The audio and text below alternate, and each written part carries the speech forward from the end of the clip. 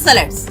ఏపీలో కూటమి కొలువు తీరేందుకు సర్వం సిద్ధమైంది. నవ్యాంధ్ర నూతన ముఖ్యమంత్రిగా చంద్రబాబు, ఆయన కొత్త మంత్రివర్గ సభ్యులు బుధవారం ప్రమాణ స్వీకారం చేయనున్నారు. గన్నవరం విమానాశ్రయానికి సమీపంలో ఎంపిక చేసిన మైదానంలో భారీ జన సంద్రోహం నడుమ ఈ ప్రమాణ స్వీకార కార్యక్రమం జరగనుంది. ప్రధాని నరేంద్ర మోదీ, కేంద్ర హోంమంత్రి అమిత్ షా, మహారాష్ట్ర ముఖ్యమంత్రి ఏక్నాథ్ షిండే, కొందరు కేంద్ర మంత్రులు, దేశ విదేశాలకు చెందిన ప్రత్యేక ఆహ్వానితులు, కొత్తగా ఎంపికైన శాసనసభ్యులు, ఇతర ప్రజాప్రతినిధులు, తెలుగు తమ్ముళ్లు అభిమాన సంద్రోహం నడుమ అంగరంగ వైభవంగా ఈ కార్యక్రమం నిర్వహించనున్నారు. కాగా కొత్త ప్రభుత్వ ఏర్పాటుకు అవసరమైన రాజ్యాంగ ప్రక్రియను మంగళవారం పూర్తి చేశారు.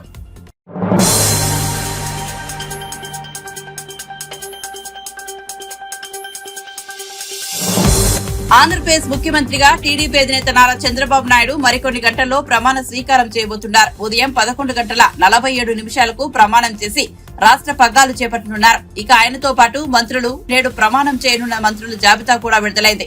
జనసేన చీఫ్ పవన్ కళ్యాణ్ డిప్యూటీ సీఎంగా ప్రమాణ స్వీకారం చేయనున్నారు. పవన్ తో పాటు మొత్తం 24 మంది మంత్రుల జాబితాను మంగళవారం అర్ధరాత్రి దాటాక ప్రకటించారు. వీరంతా నేడు ప్రమాణం చేయనున్నారు.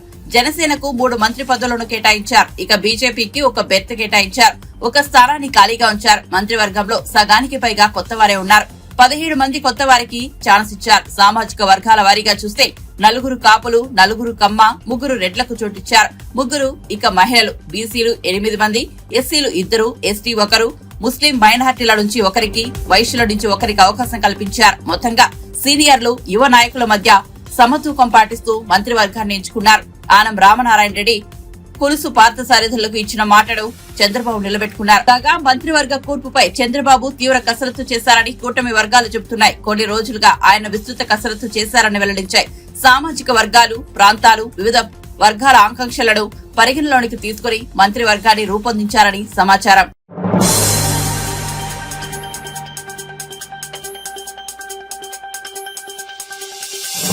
ఆంధ్రప్రదేశ్ ముఖ్యమంత్రిగా టీడీపీ అధినేత నారా చంద్రబాబు నాయుడు బుధవారం ప్రమాణ స్వీకారం చేయనున్నారు. ఈ ప్రమాణ స్వీకారానికి ప్రధానమంత్రి నరేంద్ర మోదీ సహా పలువురు జాతీయ నాయకులు హాజరు కానున్నారు. ఈ నేపథ్యంలో రాష్ట్రం నుంచి కూడా ప్రత్యేక అతిథి హాజరు కానున్నారు. స్టేట్ గెస్ట్ కింద మెగాస్టార్ చిరంజీవి చంద్రబాబు ప్రమాణ స్వీకారానికి హాజరు కానున్నారు. తన ప్రమాణ స్వీకారానికి రావాలని చిరంజీవికి చంద్రబాబు ప్రత్యేక ఆహ్వానం పంపారు. రాష్ట్రం నుంచి ప్రత్యేక అతిథిగా హాజరు కావాలని చంద్రబాబు ఆహ్వానంలో చిరంజీవిని కోరారు.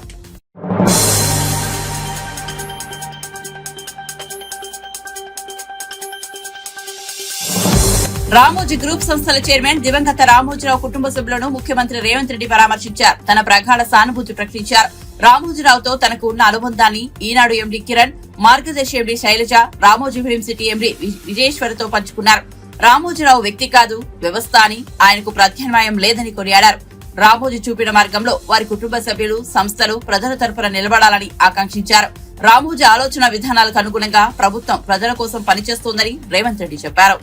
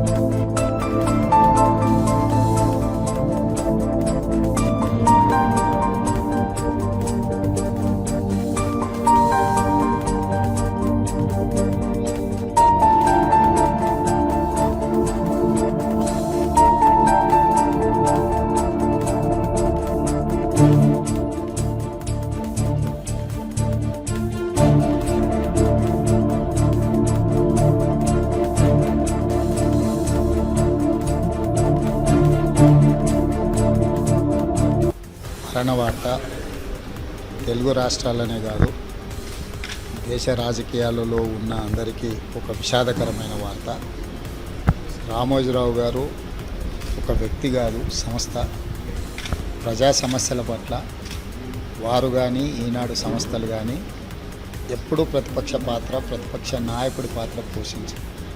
ఈరోజు ఉభయ తెలుగు రాష్ట్రాలలో వాస్తవంగా ప్రజల తరఫున ప్రతిపక్ష పాత్ర పోషించే ఒక గొప్ప వ్యక్తి నేలకు ఒరిగిండు.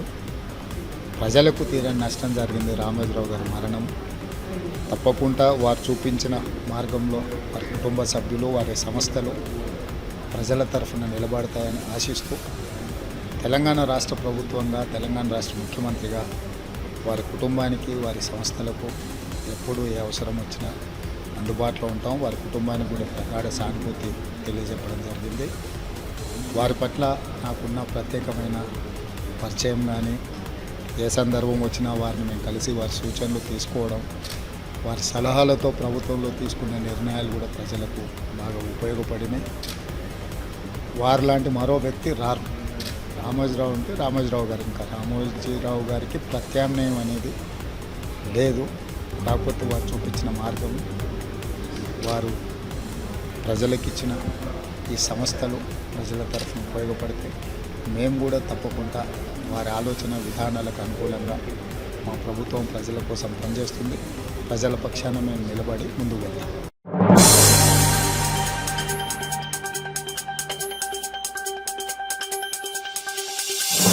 విజయవాడలోని రాజ్భవన్ లో ఏపీ గవర్నర్ అబ్దుల్ నజీర్ తో తెలుగుదేశం పార్టీ అధినేత నారా చంద్రబాబు నాయుడు భేటీ అయ్యారు. ప్రభుత్వం ఏర్పాటు చేయాలని మహాకూటమి పక్షనేతగా ఎన్నికైన చంద్రబాబు నాయుడిని ఈ సందర్భంగా గవర్నర్ ఆహ్వానించారు. మంగళవారం సాయంత్రం చంద్రబాబు రాజ్భవన్ కు చేరుకుని మర్యాదపూర్వకంగా గవర్నర్ తో సమావేశమయ్యారు. తనకు మద్దతు ఇచ్చిన 163 మంది ఎమ్మెల్యేల జాబితాను ఈ సందర్భంగా గవర్నర్ కు చంద్రబాబు అందజేశారు.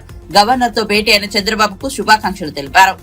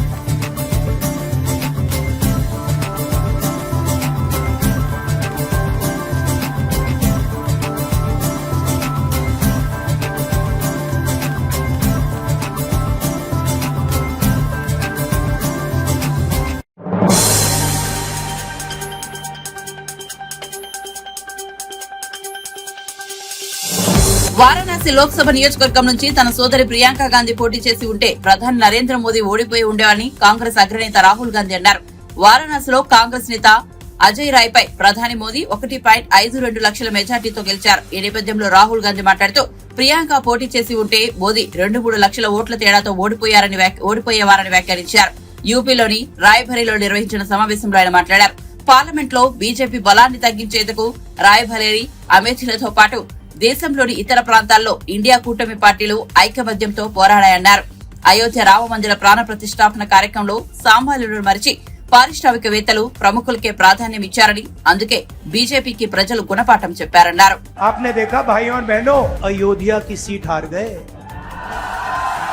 और सिर्फ अयोध्या में नहीं भाइयों और बहनों, सिर्फ अयोध्या में नहीं, वाराणसी में जान बचा के निकले हैं प्रधानमंत्री। और बहन से कह रहा हूं, अगर ये लड़ जाती वाराणसी में, अगर ये लड़ गई होती तो आज हिंदुस्तान के प्रधानमंत्री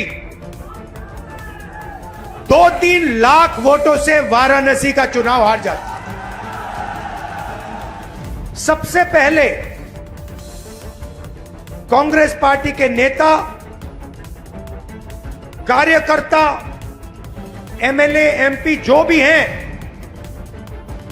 अहंकार के शिकार नहीं होंगे। नरेंद्र मोदी जी संविधान को ऐसे पकड़े थे, यूं कर रहे थे ना, देखा आपने? ये आपका काम था, ये आपने करवाया है। देश के प्रधानमंत्री को आपने मैसेज भेजा है कि संविधान को आपने छुआ तो देखो हम आपके साथ क्या करते हैं। सबसे पहला काम, जहां भी ये नफरत फैलाते हैं, नफरत के बाजार में हमें मोहब्बत की दुकान खोलनी है। आपने देखा भाइयों और बहनों, अयोध्या की सीट हार गए,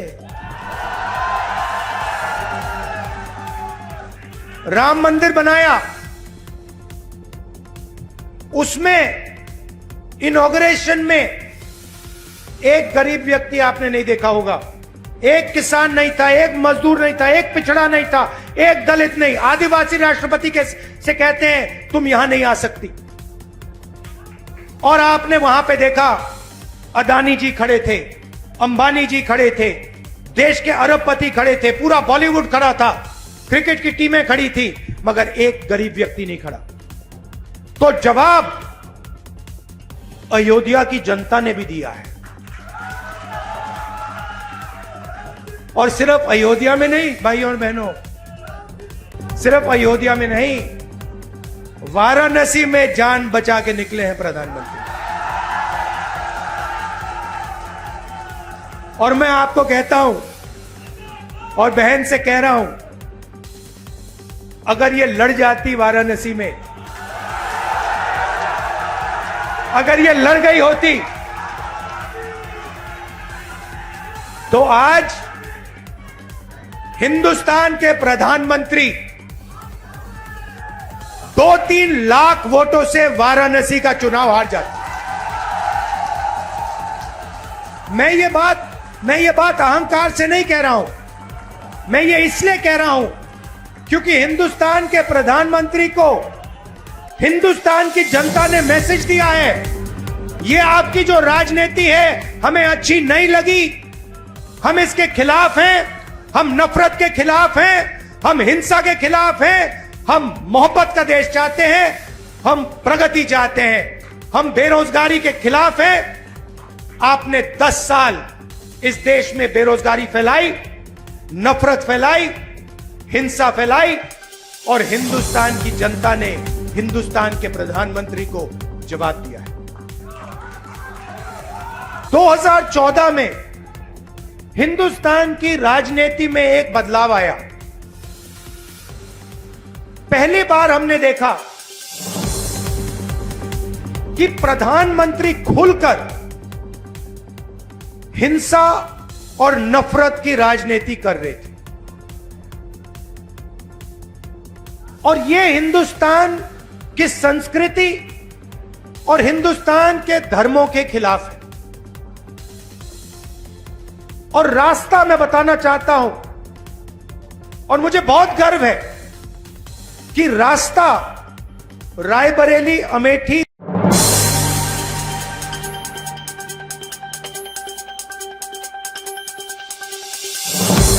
హనుమకొండలో వింత ఘటన చోటు చేసుకుంది. ఓ వ్యక్తి 5 గంటల పాటు చెరువులో తేలియాడుతూ కనిపించడంతో చనిపోయాడనుకుని స్థానికులు పోలీసులకు సమాచారం అందించారు.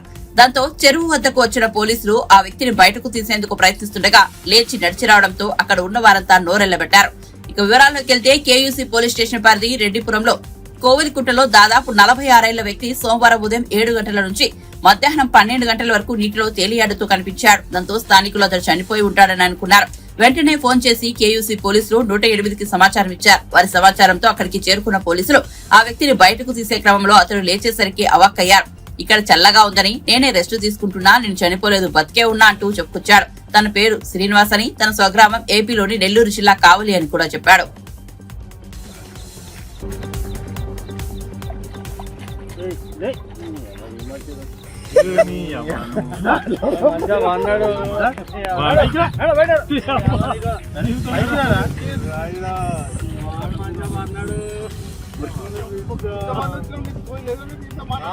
బాబాయ్ వాళ్ళు చచ్చిపోయిన అనుకుని పోయినాట నీళ్ళు పోయినాకు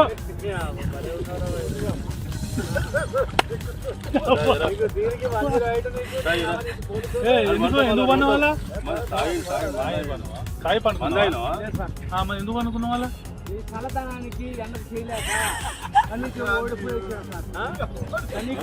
ఓడిపోయి వచ్చిన గెవలేక ఏం చేస్తావు? 10 రోజుల నుంచి గణేట్ చేత నాతో గట్టించి నా కష్టం దోచుకొని గణేట్ రాయ్ నాకు అంటే డబ్బులు ఇచ్చారు కానీ క్షమ పొద్దున 7 నుంచి సాయంత్రం 7 దాకా ఇవి చేస్తారు సార్. 12 గంటలు ఇబ్బంది అవుతుంది నీకోసం. 108 పోలీసు వాళ్ళు వచ్చిండు. నువ్వు చనిపోయినా అని కంప్లైంట్ చేస్తే పోలీసు వాళ్ళు వచ్చింది నీకోసం. ఏడు చేస్తావు పని నువ్వు? కాజీపేట సార్. ఇక్కడ దాకా ఎట్లా వచ్చినావు? ఎవడలేదు సార్, అర్థమైందే. తీసుకుపోయాడా వదిలిపెట్టాడా అయిపోయిందా పని, ఇచ్చాడు డబ్బులు. సార్ దయచేసి మిమ్మల్ని అందరినీ ఒకే రిక్వెస్ట్ చేస్తున్నా, ఒక్క 50 రూపాయలు ఇచ్చుకుంటే నేను కంపల్సరీ చేద్దాం కానీ లోపల జారిపోతే చూడు. మరి లోపలికి నేను దారి పాపనే పట్టుకున్నాను సార్. ఏదో పట్టుకున్నావు? అది రాయి పట్టుకున్నావు? ఏం పట్టుకున్నావు? రాయిని పట్టుకున్నా. ఏ రాయి పట్టుకున్నావు? మా వాళ్ళు చచ్చిపోయినా.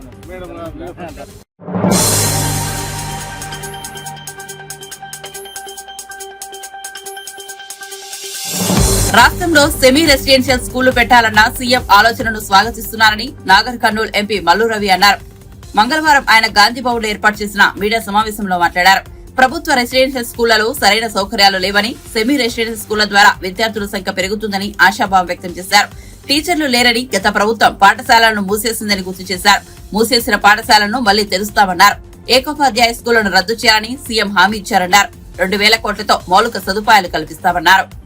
నిర్ణయాన్ని కూడా బహిరంగంగా నిన్న ముఖ్యమంత్రి గారు ప్రకటించారు. దాన్ని కూడా హృదయపూర్వకంగా స్వాగతిస్తున్నాము. ఇంతకు ముందు దీని మీద ఇదే డయాస్ మీద ఇదే ప్రెస్ మీట్ లో ఎన్నో సార్లు సింగిల్ టీచర్ స్కూల్స్ ని రద్దు చేయొద్దని పాత గవర్నమెంట్ మీద మేము ఒత్తిడి తీసుకొని వచ్చినటువంటి విషయాన్ని మీకు గుర్తు చేస్తున్నాం. దీనిలో పిల్లలకి మామూలుగా తండాల్లో స్కూల్ అంటే అక్కడ లంబాడి వాళ్ళు అంటే ఎస్టీలు ఉంటారు. ఇక మారుమూల ప్రాంతంలో ఉన్న వాళ్ళల్లో అక్కడ ఉన్నటువంటి ఎస్సీ ఎస్టీలు ఫార్వర్డ్ క్యాస్ట్ కు సంబంధించిన వాళ్ళు ఏదైనా స్కూల్ పంపించాలని పంపించగలరు కానీ వీళ్ళు పంపించలేరు కాబట్టి స్కూల్ అక్కడ ఉంచుతున్నారు. ఇది ఒకటి. ఈ రెండు తెలంగాణ రాష్ట్రంలో పిల్లలు పెద్ద మొత్తంలో చదువుకునే అవకాశాన్ని ఆలోచన చేస్తే రాష్ట్ర ముఖ్యమంత్రి గారు ఈ నిర్ణయం తీసుకున్నారనే విషయాన్ని మీడియా ద్వారా మీ ద్వారా ప్రజలందరికీ తెలియజేస్తున్నాం. నెంబర్ 1. నెంబర్ 2, 2000 కోట్ల రూపాయలతో ఎడ్యుకేషన్ మిషన్ అని ఒకటి పెట్టి ఈ స్కూల్స్ లో ఉన్నటువంటి ఇన్ఫ్రాస్ట్రక్చర్, స్కూల్లో స్కూల్ బిల్డింగ్స్, కూర్చోడానికి కుర్చీలు, బెంచీలు, బాత్రూములు, టాయిలెట్స్, ఈ టాయిలెట్స్ బాత్రూమ్ లేకపోవటం వల్ల గర్ల్ చిల్డ్రన్ ఎక్కువ మంది చదవకుండా ఉన్నారనేది ఒక స్టడీ రిపోర్ట్ ఉంది. అవి ఇప్పుడు ఏర్పాటు చేయటం వల్ల ఎక్కువ మంది వస్తారు. ప్లే గ్రౌండ్, స్కూల్ బిల్డింగ్స్, వీటి కోసమే 2000 కోట్ల రూపాయలు స్కూల్ ఎడ్యుకేషన్ కంటే ఎడ్యుకేషన్ కి అలాట్ చేశారు. ఇది కూడా చాలా మంచి నిర్ణయం కాబట్టి కాంగ్రెస్ పార్టీ తరఫున సీనియర్ వైస్ ప్రెసిడెంట్ గా నేను దాన్ని ప్రత్యేకంగా రేవంత్ రెడ్డి గారిని, వారి కేబినెట్ ని, డిప్యూటీ చీఫ్ మినిస్టర్ గారిని, ఫైనాన్స్ మినిస్టర్ ని నేను అభినందిస్తూ స్వాగతిస్తున్నాను. దీని ద్వారా కార్పొరేట్ స్థాయిలో స్కూల్స్ ఉండాలని, ప్రైవేట్ వ్యవస్థలో ఉన్నటువంటి స్కూల్స్ కంటే మన ప్రభుత్వ స్కూల్స్ బాగా ఉంటే ఆ ప్రైవేట్ స్కూల్స్ లో ఉన్న వాళ్ళు కూడా మన గవర్నమెంట్ స్కూల్కి వచ్చే అవకాశం ఉంది. ఒకప్పుడు ఢిల్లీలో గవర్నమెంట్ స్కూల్స్ బాగున్నాయని చెప్పాం. రానున్న కాలంలో తెలంగాణ రాష్ట్రంలో ఉన్న గవర్నమెంట్ స్కూల్స్ ని చూడాలని ఇతర రాష్ట్రం నుంచి వచ్చే అంత పెద్ద ఎత్తున ఇన్ఫ్రాస్ట్రక్చర్ డెవలప్ అవుతుంది. 200 కోట్లు కాదు, 2000 కోట్ల రూపాయలు అలాట్మెంట్ చేశారు. ఎందుకని ఎడ్యుకేషన్ కి చాలా ప్రాముఖ్యత ఈ ప్రభుత్వం ఇస్తుంది. ప్రతి కుటుంబం ఎస్టీల కుటుంబం కానీ, బీసీల కుటుంబం కానీ, ఎస్టీల కుటుంబం కానీ, మైనార్టీ కానీ, ఫార్వర్డ్ కానీ రాష్ట్రంలో ఉన్న అన్ని వర్గాల ప్రజలు అభివృద్ధి పథంలో పోవాలంటే ఎడ్యుకేషనే ముఖ్యం. ఆ ఎడ్యుకేషన్ మీద రాష్ట్ర ముఖ్యమంత్రి గారు తీసుకున్నటువంటి నిర్ణయాలు 10 సంవత్సరాల్లో కేసీఆర్ గారు కానీ వారి మంత్రివర్గం తీసుకోలేదు. కానీ 2014 కంటే ముందు 2018లో ఎన్నికలప్పుడు చెప్పారు కార్పొరేట్ స్థాయిలో పేద ప్రజల పిల్లలకి గవర్నమెంట్ స్కూల్ చేస్తామన్నారు, దాన్ని మర్చిపోయారు. కానీ ఇవాళ మేము ఎన్నికల ముందు దీని మీద ఎక్కువగా మాట్లాడకపోయినా వీటి మీద మేము ప్రభుత్వం తీసుకున్నటువంటి నిర్ణయాలకి ప్రత్యేకంగా ముఖ్యమంత్రి గారికి, వారి క్యాబినెట్కి, ఉప ముఖ్యమంత్రి గారికి ధన్యవాదాలు తెలియజేయాలనే ఉద్దేశంతోనే నేను వచ్చి ఈ ప్రెస్ మీట్ పెట్టడం జరిగింది. ఇది కాకుండా నేను ఇప్పుడు సీనియర్ వైస్ ప్రెసిడెంటే కాకుండా మొన్న 2024 జరిగినటువంటి ఎన్నికల్లో జూన్ 4 నుంచి పార్లమెంట్ సభ్యుడిగా కూడా నాగర్ కర్నూలు పార్లమెంట్ నుంచి ఎన్నికయ్యాను.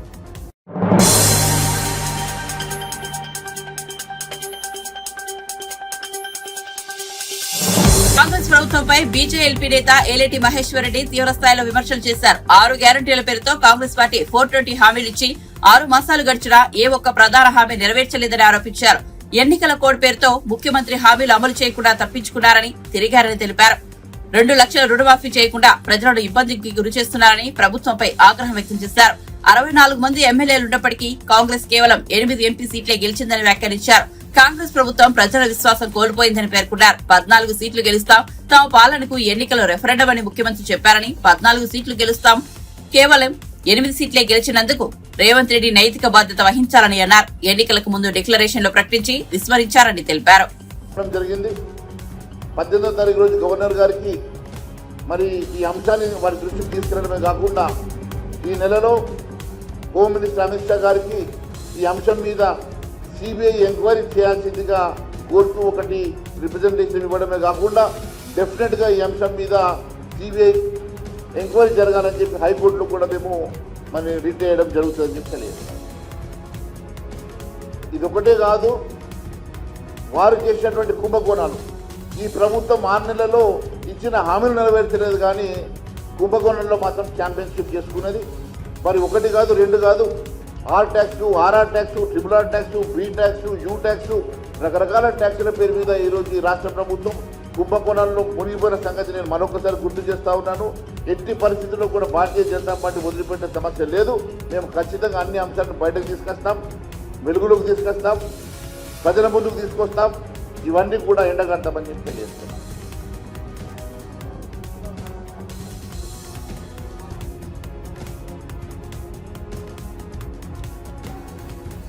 అన్ని ప్రతిపాదనలే ఒకటి కూడా అమలు చేయరు వాళ్ళు. అవన్నీ జరిగినప్పుడు కదా, అవన్నీ ఉచిత ప్రతిపాదనలు అవి జరిగేవి కావాలి. Thank you. రేవంత్ రెడ్డి గారు ముఖ్యమంత్రిగా ప్రమాణ స్వీకారం చేసి 6 నెలలు గడుస్తున్న సందర్భంగా వారు పిసిసి అధ్యక్షుడిగా ఇచ్చినటువంటి హామీలు ఒక్కటి కూడా నెరవేర్చకుండా కాలయాపనం చేస్తున్నటువంటి సంగతి మీకు తెలుసు. రకరకాల అంశాలను అడ్డం పెట్టి ఎప్పటికప్పుడు వాయిదా వేస్తూ ఇచ్చిన 420 హామీల్లో ఏ ఒక్క ప్రధానమైనటువంటి హామీలు నెరవేర్చినటువంటి ముఖ్యమంత్రి గారికి ఈరోజు Bharatiya Janata party legislative party తరఫున బహిరంగ లేఖను ఈరోజు విడుదల చేయడం జరుగుతూ ఉన్నది. సీఎం గారు, మీరు బాధ్యత చేపట్టి 6 నెలలు గడుస్తున్నా 100 రోజుల్లో ఇచ్చిన హామీలు నెరవేరుస్తారని ఆ రోజు పిసిసి అధ్యక్షుడిగా మీరు మాటించారు. 99 రోజులకు ఎలక్షన్ కోడ్ వచ్చిందని, ఎలక్షన్ కోడ్ తర్వాత హామీలు నెరవేరుస్తారని, ఇప్పుడు ఎలక్షన్ కోడ్ సందర్భంగా హామీలు నెరవేర్చలేదని చెప్పి తప్పించుకుని తిరిగారు. ఇప్పుడు ఎలక్షన్ కోడ్ కూడా అయిపోయింది.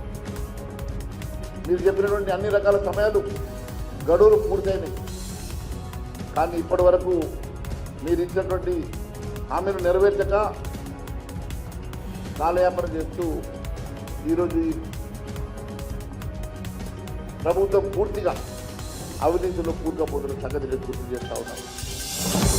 రైతులకు 2 లక్షల రూపాయలు ఎన్నికలంలో రుణమాఫీ చేస్తారని గతంలో చెప్పి డిసెంబర్ 9వ తారీఖు ఖచ్చితంగా రుణమాఫీ చేస్తారని చెప్పినటువంటి మీరు మళ్ళీ 100 రోజులు గడువడిగింది మీరే. మళ్ళీ మొన్న ఎన్నికల సందర్భంగా ప్రజల ఆగ్రహాన్ని చూసి, రైతుల ఆగ్రహాన్ని చూసి ఆగస్టు 15వ తారీఖు వరకు మీరు గడువును అడగడమే కాకుండా వివిధ దేవుళ్ళ మీద కూడా పొట్టు పెట్టుకున్నటువంటి సంగతి నేను గుర్తు చేస్తా ఉన్నాను. ఈ రకంగా మరొక్కసారి బాట తప్పడమే కాకుండా ఆ ఫలితంగా ప్రజాగ్రహానికి గురైనటువంటి ఈ ప్రభుత్వం 63 మంది ఎమ్మెల్యేలున్నా కేవలం 8 పార్లమెంట్ సీట్లకు మాత్రమే పరిమితమైన సంగతి గుర్తు చేస్తా ఉన్నాం. 8 మంది ఎమ్మెల్యేలు ఉన్న భారతీయ జనతా పార్టీ కూడా 8 సీట్లలో విజయం సాధించిన సంగతి గుర్తు చేస్తూ పూర్తిగా ఈ ప్రభుత్వం ప్రజా విశ్వాసాన్ని కోల్పోయిన సంగతి నేను గుర్తు చేస్తా ఉన్నాను. 63 మంది ఎమ్మెల్యేలు ఉండి 8 సీట్లు కూడా గెలుచుకోలేనటువంటి ప్రభుత్వం మీరు ఇచ్చిన హామీలు నెరవేర్చకపోవడంతో ప్రజాగ్రహానికి గురైన సంగతి నేను ఈరోజు మీ ద్వారా నేను గుర్తు చేస్తా ఉన్నాను. అంతేకాదు ఆ రోజు మా 100 రోజుల పాలన రిఫరెండం అని మీరే చెప్పారు. 14 సీట్లు గెలుచుకుంటామని చెప్పి మీరే చెప్పారు. మరి 100 రోజుల రెఫరెండంగా తీసుకుంటే మీరు చెప్పినటువంటి 14 సీట్లు గెలవనందుకు మీరు నైతిక బాధ్యత వహించాలి కదా. 8 సీట్లకు కనీసం ఈ రాష్ట్రంలో సగం సీట్లు కూడా గెలవలేనటువంటి సందర్భంలో మరి రెఫరెండంగా చెప్పినటువంటి మీరు దీనికి ఏ రకంగా బాధ్యత వహిస్తారో